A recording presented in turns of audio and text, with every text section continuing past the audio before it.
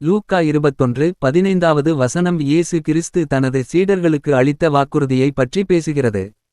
இந்த வசனத்தின் சூழலை புரிந்துகொள்ள லூக்கா 21 முழுமையாக பார்க்க வேண்டும். இந்த அத்தியாயத்தில் இயேசு எதிர்காலத்தில் சீடர்கள் எதிர்கொள்ளவிருக்கும் துன்பங்களையும் உலகின் முடிவு குறித்த அடையாளங்களையும் பற்றி பேசுகிறார். குறிப்பாக 21:12 முதல் 19 வரை சீடர்கள் தங்கள் நம்பிக்கையின் காரணமாக பல்வேறு துன்பங்களையும் துரோகங்களையும் சந்திக்க நேரிடும் என்று இயேசு எச்சரிக்கிறார். ஆனால் இந்த வசனத்தில் இரவு 9:15 அவர் அவர்களுக்கு ஆறுதலையும் உறுதியையும் அளிக்கிறார். வசனத்தின் விளக்கம்: உங்களை விரோதிக்கிறவர்கள் ஒருவரும் எதிர்பேசவும் எதிர்நிற்கவும் கூடாத வாக்கையும் ஞானத்தையும் நான் உங்களுக்கு கொடுப்பேன். சூழல்: இயேசு தனது சீடர்களுக்கு அவர்கள் தங்கள் நம்பிக்கைக்காக மக்கள் முன்பாகவும் அதிகாரிகள் முன்பாகவும் நிற்க வேண்டிய சூழ்நிலைகளைப் பற்றி பேசுகிறார். அவர்கள் கைது செய்யப்பட்டு விசாரணைக்கு உட்படுத்தப்படலாம். இத்தகைய சவாலான தருணங்களில் அவர்கள் தங்கள் வார்த்தைகளைப் பற்றி கவலைப்பட வேண்டியதில்லை என்று இயேசு உறுதியளிக்கிறார்.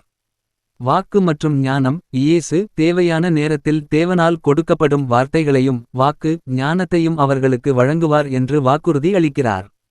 இந்த ஞானம் மனித அறிவுக்கு அப்பாற்பட்டது. இது பரிசுத்த ஆவியின் வழிகாட்டுதலால் வருவது. மத்தேயு காலை 10:19 இதனால் அவர்கள் எதிரிகளின் கேள்விகளுக்கு அல்லது விமர்சனங்களுக்கு திறம்பட பதிலளிக்க முடியும். எதிர்பேசவும் எதிர்நிற்கவும் கூடாது. இயேசு அளிக்கும் வார்த்தைகளும் ஞானமும் அவ்வளவு ஆற்றல்மிக்கவை. இதனால் எதிரிகள் அவர்களை எதிர்க்கவோ அல்லது மறுக்கவோ முடியாது. இது சீடர்களுக்கு தைரியத்தையும் நம்பிக்கையையும் அளிக்கிறது, ஏனெனில் அவர்கள் தனியாக இல்லை, இயேசு அவர்களுடன் இருக்கிறார். பொருள்: இந்த வசனம் தேவனுடைய பிள்ளைகள் தங்கள் விசுவாசத்திற்காக சோதனைகளை எதிர்கொள்ளும்போது தேவன் அவர்களுக்கு தேவையான வழிகாட்டுதலையும் பலத்தையும் அளிப்பார் என்பதை உறுதிப்படுத்துகிறது.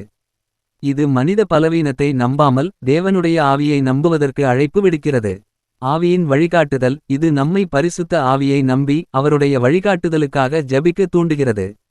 துன்பத்தில் உறுதி: இயேசு இந்த வாக்குறுதியை துன்பங்களின் மத்தியில் அளித்தார்.